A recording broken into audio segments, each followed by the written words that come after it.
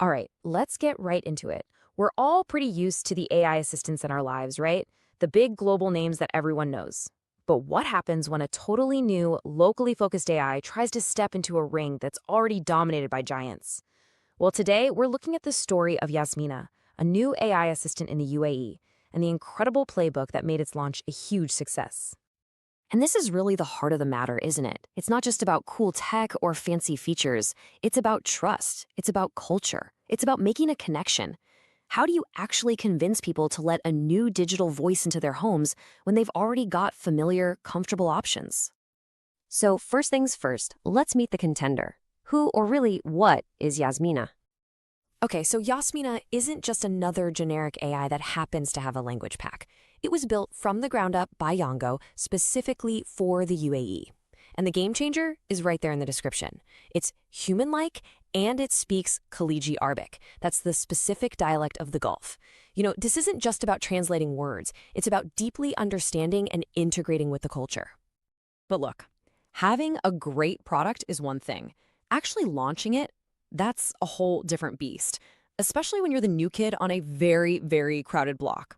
And just look at how steep that climb was. They were starting from scratch, zero brand trust.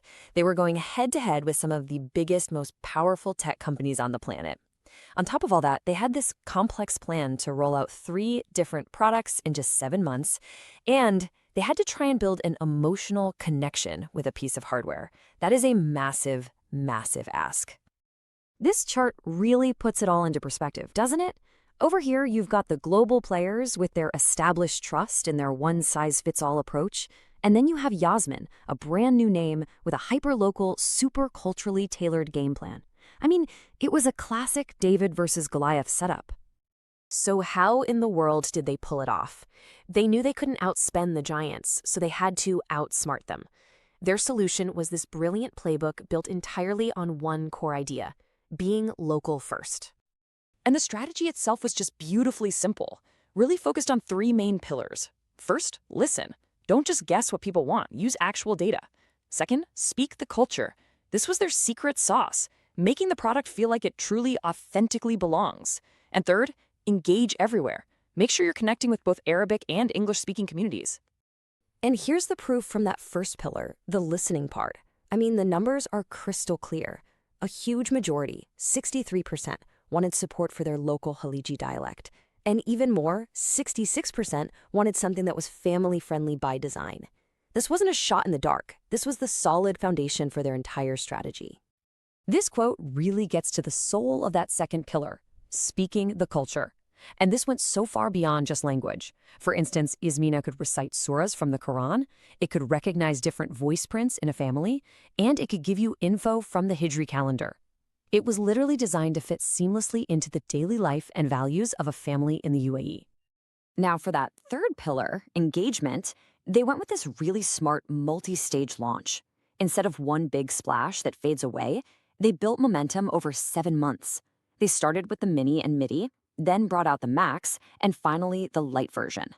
This kept Yasmina in the news cycle and let them build the brand story piece by piece. Okay, so that was the playbook, a data-driven, culturally focused, multi-stage launch. The big question is, did it work? Well, let's take a look at the results. Oh yeah, it worked.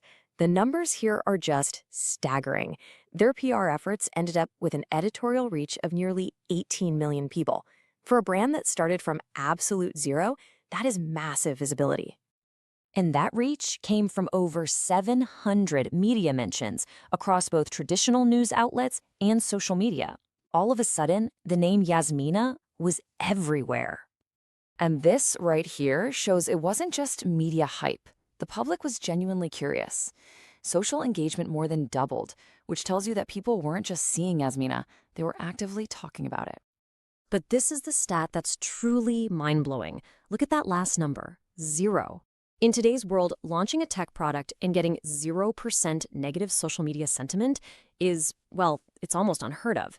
It's just powerful proof that their culturally sensitive approach really hit the mark and avoided any major missteps.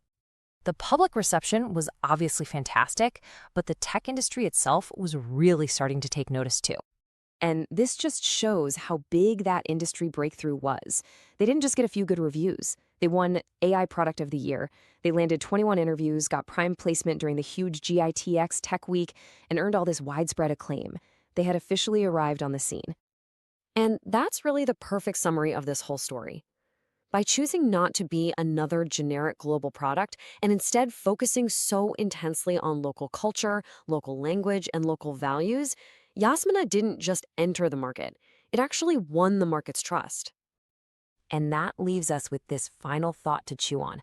As technology connects us more and more every day, Yasmina's story really makes you wonder, does true innovation come from making one thing for everybody, or does it come from creating the perfect thing for a specific group of people in a specific place? It suggests that sometimes the very best way to go global is to first go deeply and authentically local.